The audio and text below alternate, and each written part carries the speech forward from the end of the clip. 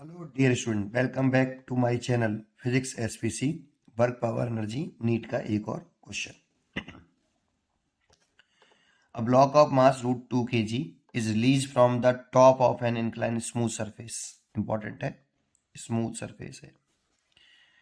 If the spring constant of the spring is 100 Newton per meter and block comes to rest after compressing the spring 1 meter, then the distance traveled by block before it comes to rest is।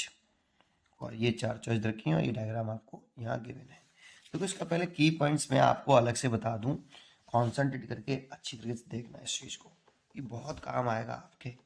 ठीक, जरा समझिए।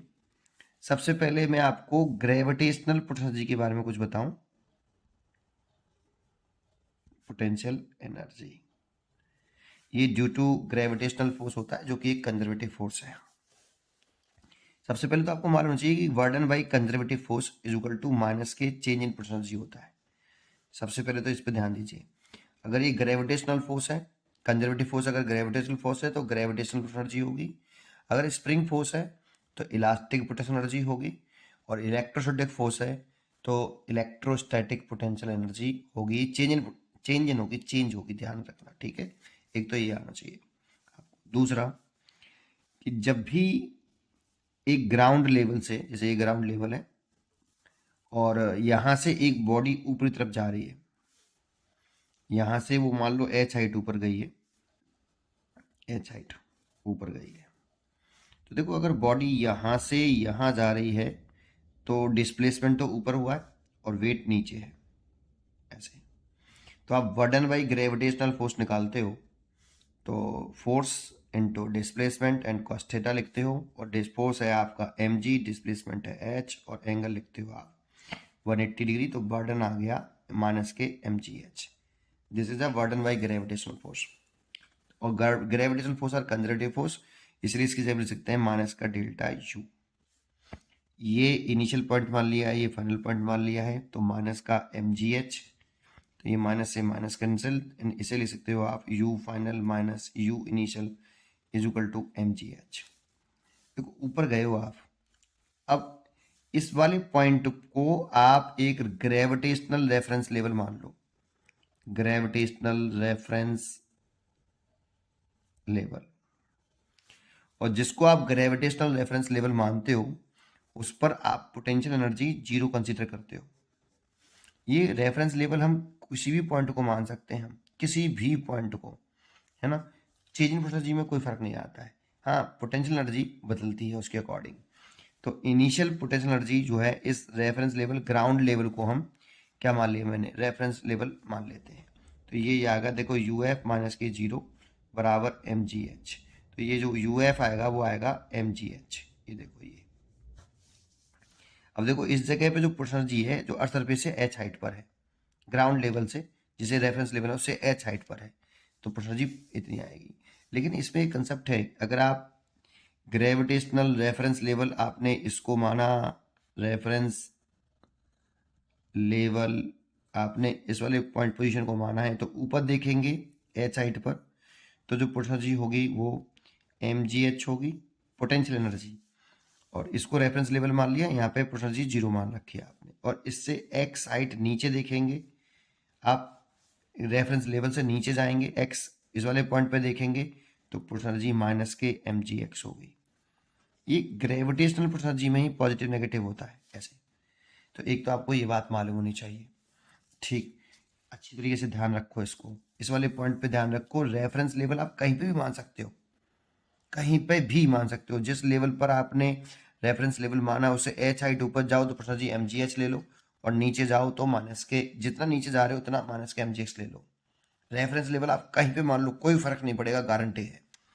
ठीक, दूसरा एक होती है spring force, spring elastic force, इसके लिए कहानी अलग है। जैसे ये हमारे पास ये एक स्प्रिंग है, ये नेचुरल स्प्रिंग है। अभी इस स्प्रिंग को आपने ना कंप्रेस किया है ना लॉन्गेट किया है, this is a natural length, इसको नेचुरल लेंथ बोलते हैं। और नेचुरल लेंथ पर एक्स बराबर जीरो होता है। अभी स्प्रिंग इलोंगेट नहीं हुई है। अगर आप इस स्प्रिंग को इस जगह इसमें इसी को रेफरेंस लेवल माना जाता है, इसमें इसी को रेफरेंस लेवल मानते हैं। रेफरेंस लेवल मानते हैं तो एक पॉइंट की पोटेंशियल एनर्जी जीरो माननी पड़ती है हमें। जब तक आप एक पॉइंट की पोटेंशियल एनर्जी जीरो नहीं मानोगे तब तक आप किसी दूसरे पॉइंट की पोटेंशियल एनर्जी फाइंड आउट नहीं कर सकते, है ना। क्योंकि क्योंकि हमें जो पोटेंशियल एनर्जी डिफाइन है वो पोटेंशियल एनर्जी डिफाइन नहीं है, वो change in potential energy define है। हम बर्डन निकाल के, बर्डन बाई कंजर्वेटिव फोर्स निकाल के चेंज इन पोटेंशियल एनर्जी निकाल सकते हैं इस वाले फॉर्मूले से। पोटेंशियल एनर्जी नहीं निकाल सकते, तो रेफरेंस लेवल हम हमेशा नेचुरल लेंथ पर मानते हैं, है ना। एक दूसरा, अब आप इसको क्या करिए, स्ट्रेच करिए ऐसे। आपने इसको स्ट्रेच किया और ये एक्स स्ट्रेचमेंट किया ऐसे। आप कंप्रेस भी कर सकते हो इसको, और जब ये एक्स कहाँ से मेजर करनी है, नेचुरल लेंथ से, तब पोटेंशियल एनर्जी का फॉर्मूला लगा सकते हो आप, हाफ के एक्स स्क्वायर। लेकिन ध्यान रखने वाला सबसे इंपॉर्टेंट पॉइंट है कि ऐसे नहीं इसमें एक्स कुछ भी डाल दो आप, एक्स हमेशा मेजर करेंगे नेचुरल लेंथ से। इस वाली पोजीशन की पोटेंशियल एनर्जी लिख रहे हो तो नेचुरल लेंथ से कितना इलोंगेशन है, ये नेचुरल लेंथ से होना चाहिए और कहीं से नहीं होना चाहिए, ध्यान रखना। तभी ये फॉर्मूला वैलिड है, हाफ के एक्स स्क्वायर। ये पोटेंशियल एनर्जी है का फॉर्मूला है, ठीक। और अगर आपको इन दोनों पॉइंटों की पोटेंशियल एनर्जी पता है तो आप वर्डन भी निकाल सकते हो यहाँ से।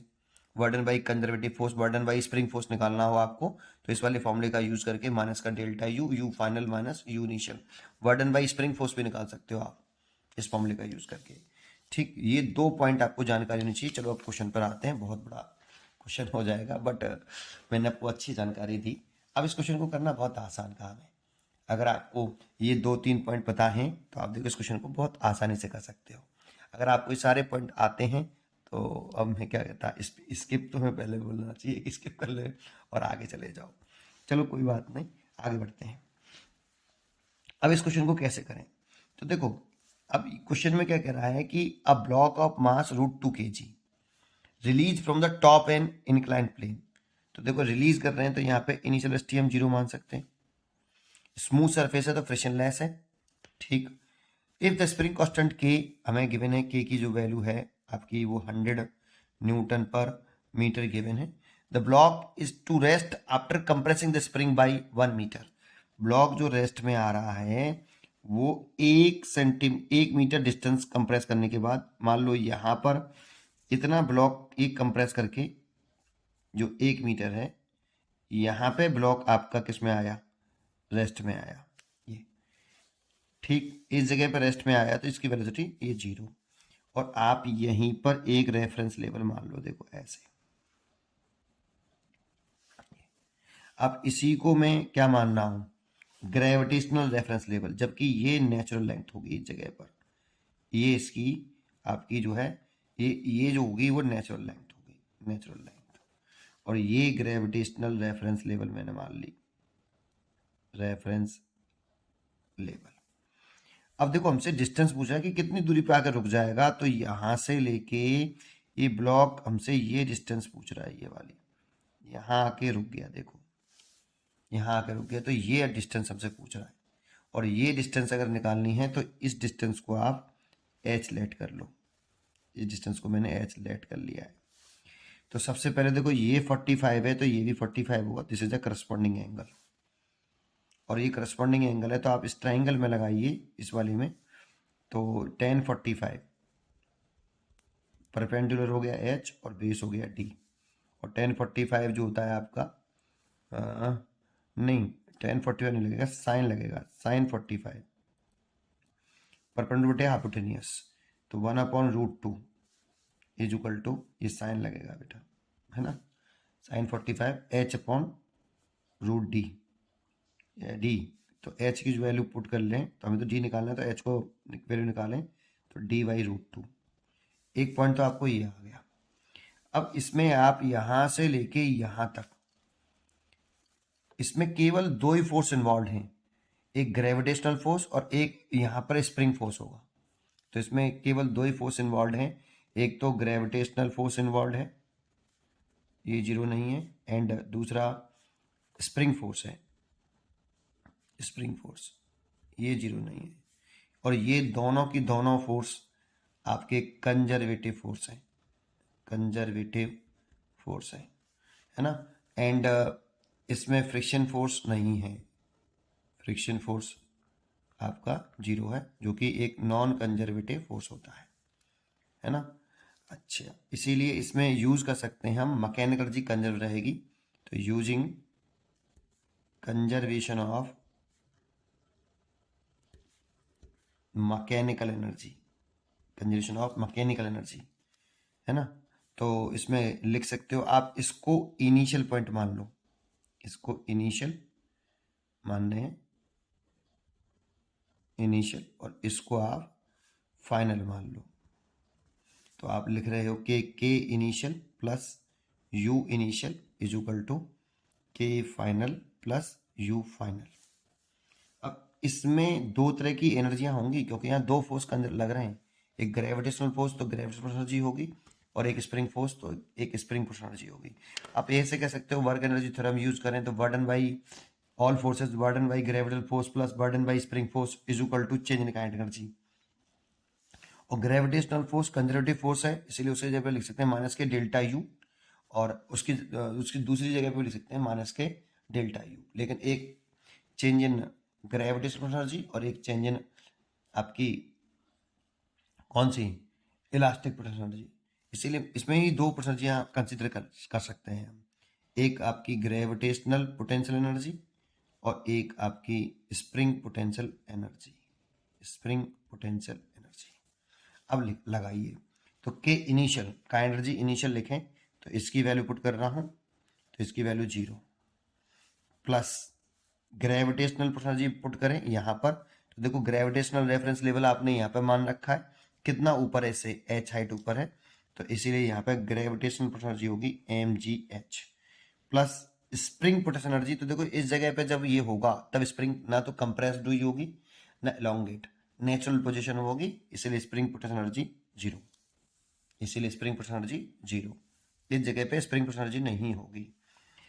Equal to final kinetic energy, तो देखो यहाँ पर आके जब ब्लॉक आ जाएगा तो इसकी जो काइनेटिक एनर्जी होगी वो तो रेस्ट में आके तो काइनेटिक एनर्जी तो 0 होगी, तो फाइनल काइनेटिक एनर्जी मैंने लिख दी है प्लस फाइनल पोटेंशियल एनर्जी यहाँ, तो देखो ये रेफरेंस लेवल पर ही है और इस जगह पर हम पोटेंशियल एनर्जी मानते हैं 0, रेफरेंस लेवल मान रखा मैंने इसको, इस पर ध्यान दीजिए कि ये ग्रेविटेशनल रेफरेंस लेवल है ये, है ना। तो यहाँ पर पोटेंशियल एनर्जी 0 मान रखी है, कौन सी पोटेंशियल एनर्जी 0 होगी, ग्रेविटेशनल पोटेंशियल एनर्जी 0 होगी, वो तो 0 कर दी, प्लस स्प्रिंग पोटेंशियल एनर्जी लिखें तो ये कितना कंप्रेस्ड हो गई नेचुरल लेंथ से, x बराबर 1 मीटर हो गई, तो इसलिए स्प्रिंग पोटेंशियल एनर्जी होगी हाफ के एक्स स्क्वायर, ऐसे।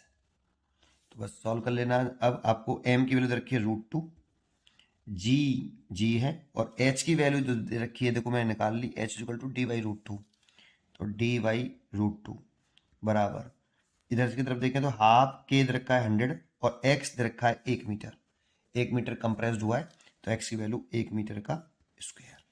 तो देखो आप 2 से 1 कैंसिल कर सकते हो 50 बार, और यहाँ पर आप g की वैल्यू 10 लिख सकते हो, तो आप d निकालना चाहते हो तो d इक्वल टू पहले लिख सकते हो 50√2, चलो √2 से तो ये √2 कैंसिल हो गया, देखो इस √2 से ये √2 कैंसिल हो गया, और यहाँ g 10 हो गया, g इक्वल टू 10 मीटर पर सेकेंड स्क्वायर, ये मैंने यूज़ किया तो ये आ गया d इक्वल टू 5 मीटर, तो 5 मीटर चल के ये स्टॉप हो जाएगा, तो 5 मीटर चल के ये स्टॉप हो जाएगा। उम्मीद करता हूँ कि आपको ये क्वेश्चन समझ में आया होगा, विद कंसेप्ट पढ़ते रहिए और खुश रहिए। Thank you.